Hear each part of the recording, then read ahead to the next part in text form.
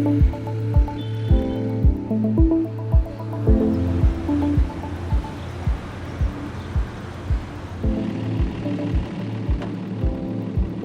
pollution, a phenomenon once associated with development and the developed world, has arrived in Africa.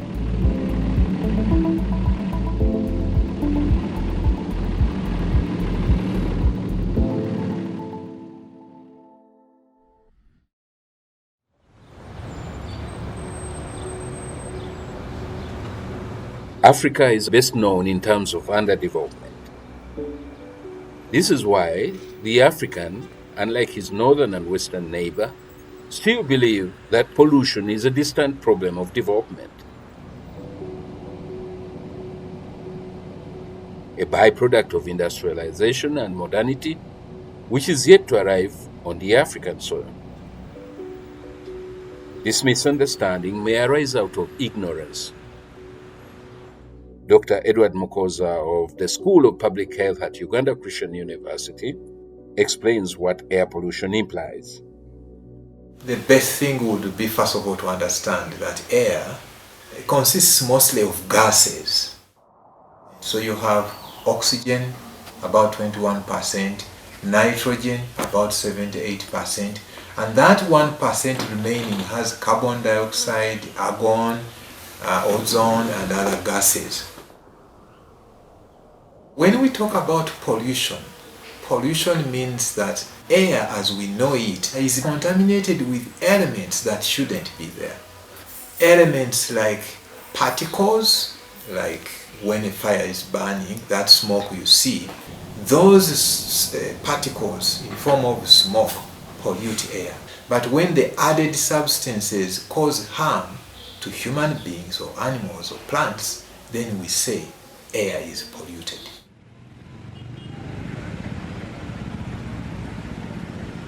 In Uganda, pollution is most prevalent in Kampala, the country's capital city. The biggest cause are motor vehicles, most of which are old. These old vehicles, are emitting a lot of persistent pollutants within the environment. And the challenge we have here, our traffic jams are very heavy. Of course, the government has made an effort to limit the age of the vehicles which are imported. Because I'm told now they even do pre-loading inspection before the cars are imported. But when they come here, we also have a problem as Ugandans. We do not know how to manage our vehicles. People don't do service. We also understand that some of the fuels are being deliberately adulterated by the people who deal with them to make money. And those are the ones who get into the vehicle and then they emit those terrible gases which end up affecting life also. The other cause is related to waste disposal in a congested, poorly planned city.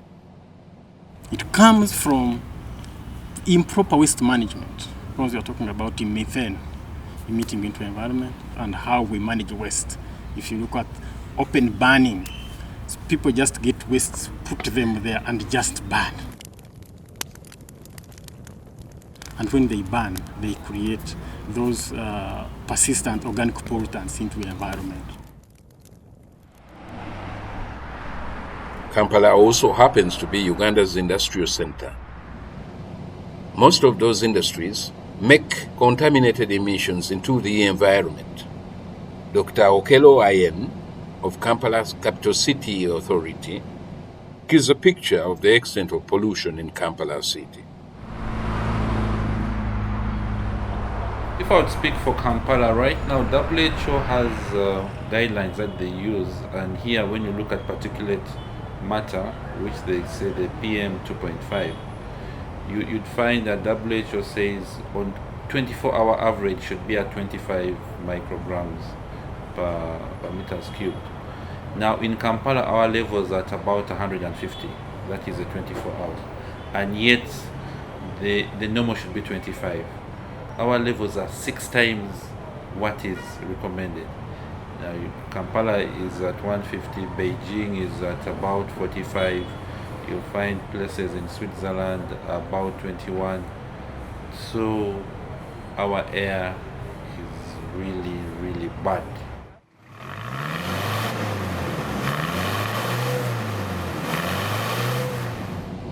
There are laws and regulations to control and manage environmental damage in Uganda, where standards and measures for emissions are prescribed.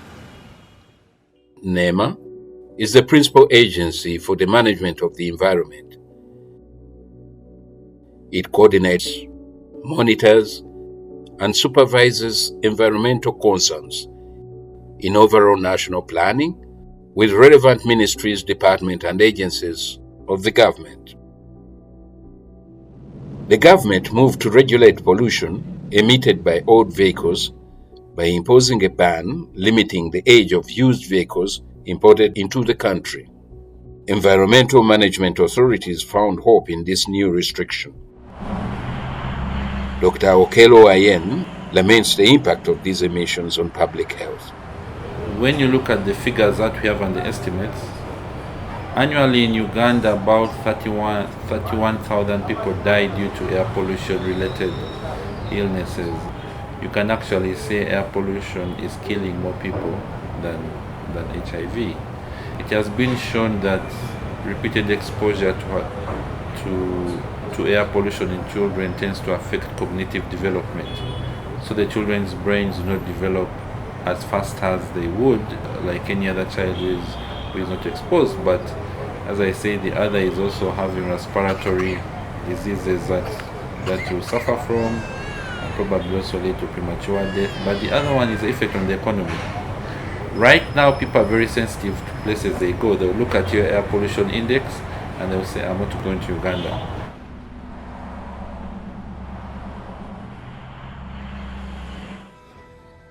Gerard Tenywa, an environmental journalist with the nationwide New Vision newspaper, speaks of a particularly unique case where a whole family is affected by respiratory-related diseases, which he perceives are brought about by these dangerous gas emissions.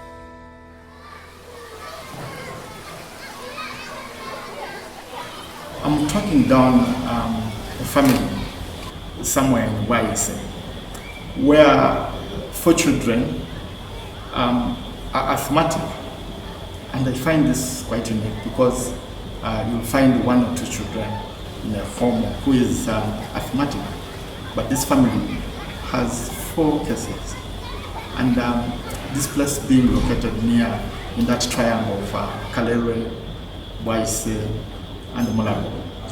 I strongly think this is connected to pollution, and I want to track down this family and also engage the health personnel so that they can be able to interpret what's happening.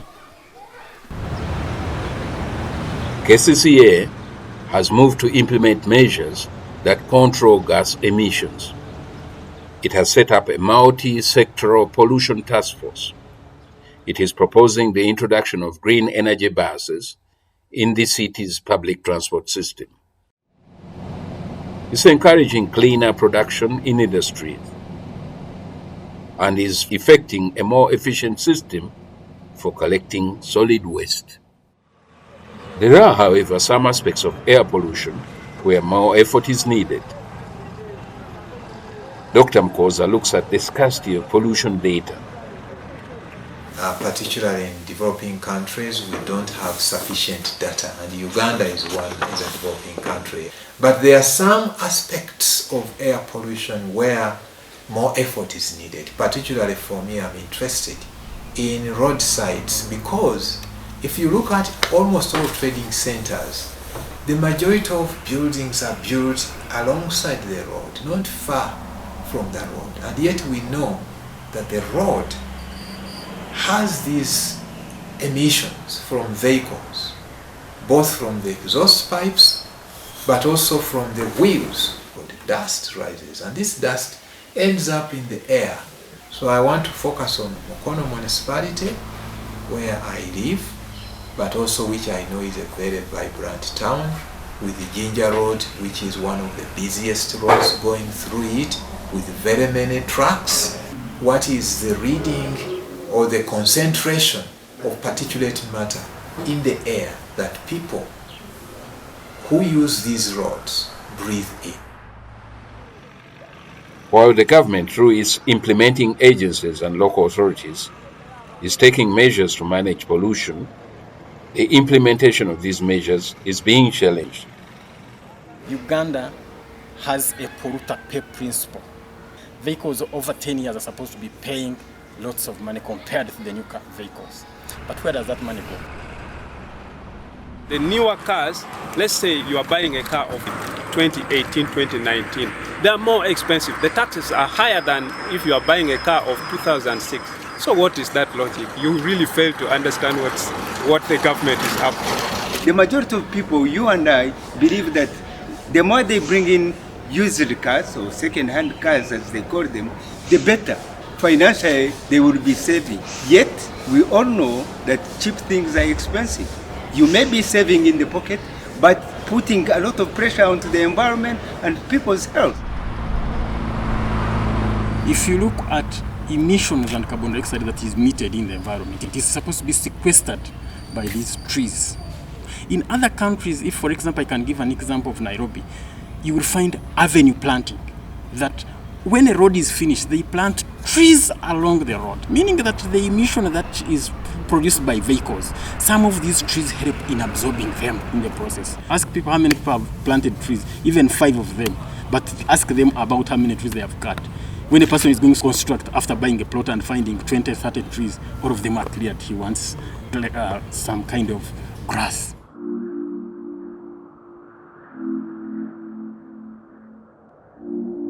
These questions point to a weakness in policy designs and implementation.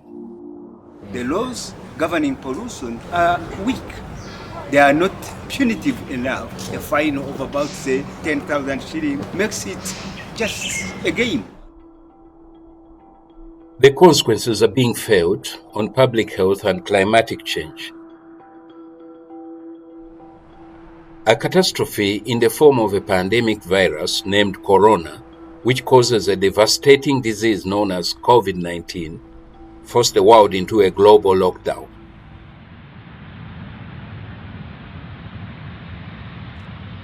When COVID invaded here, aircrafts, which are the biggest polluters of the world, were grounded.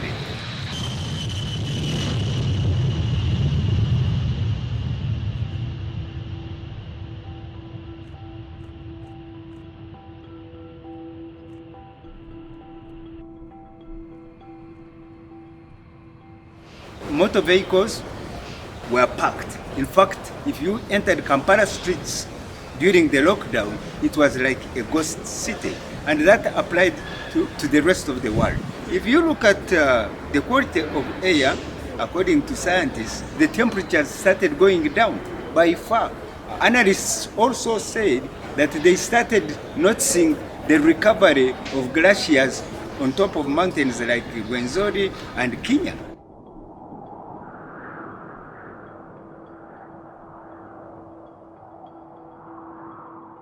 Sustainability of pollution control measures is a dilemma that demands for solutions. One fundamental problem seems to lie with the community and its relationship to the environment, which it takes for granted. It continues to abuse, pollute, and degrade.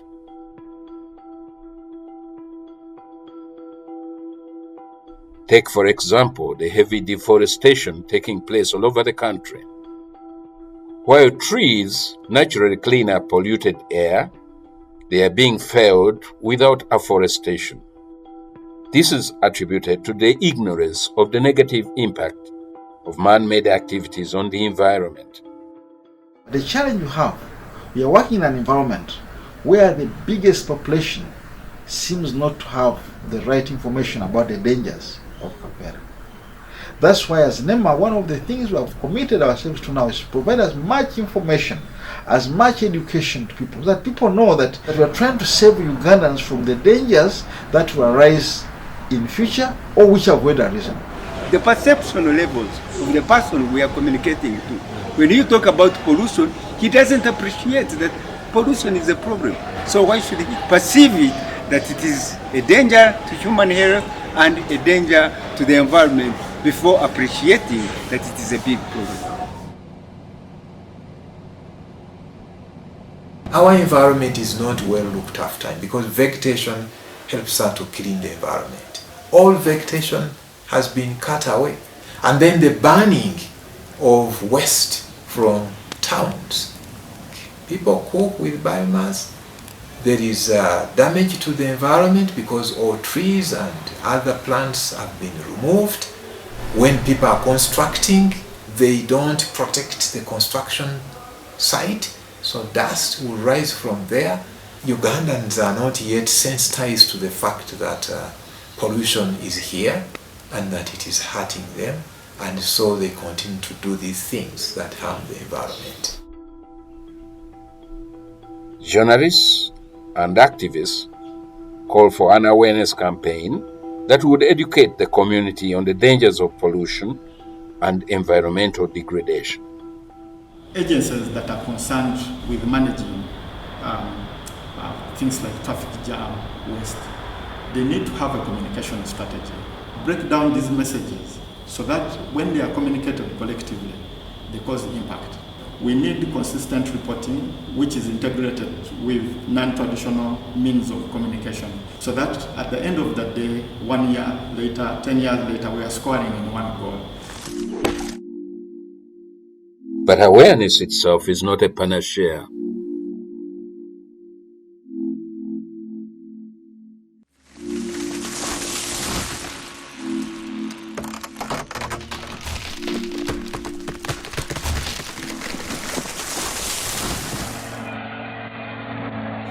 Some people are aware, but then the poverty issue is also a very big challenge. You cannot tell a person whose child has failed to go to school and the business person is saying these trees can raise school fees for your child and these trees are going to survive. Awareness is one thing, but the ability, the will, the zeal, and the capacity to have these trees standing is another matter altogether.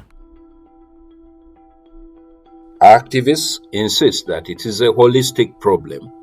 The economy has to invest in these practical measures. The country has to move towards fossil-free energy for its industries and transport.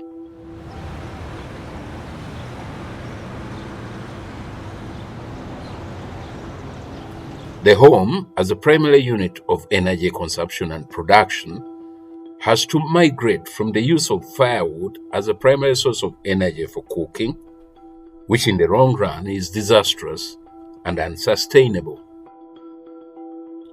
This calls for investment in clean, renewable sources of energy that are within reach of the ordinary Ugandan's economic capacity.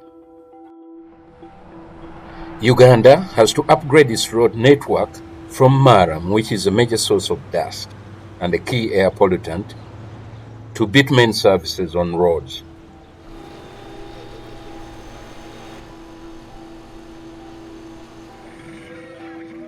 The country has to control and regulate its settlements. There is need for planned urban centers where waste disposal is managed according to environmental friendly standards.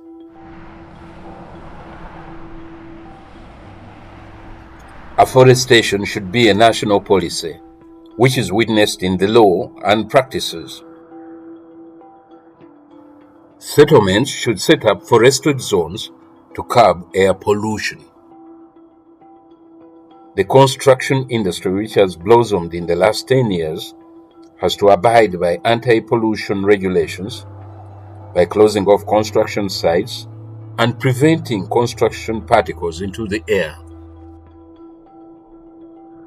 But above all, the country does not have to reinvent the wheel.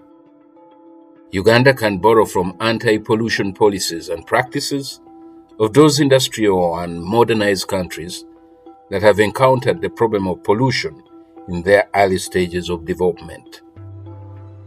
These heavily polluted countries like China, United States. In China, for example, even before COVID, masking was a common practice. So why don't we continue with masks even life after COVID?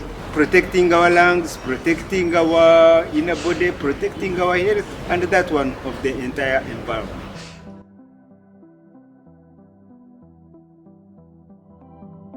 A socially, economically, and politically enlightened community would have a cultural awareness that takes sustainable care of its environment.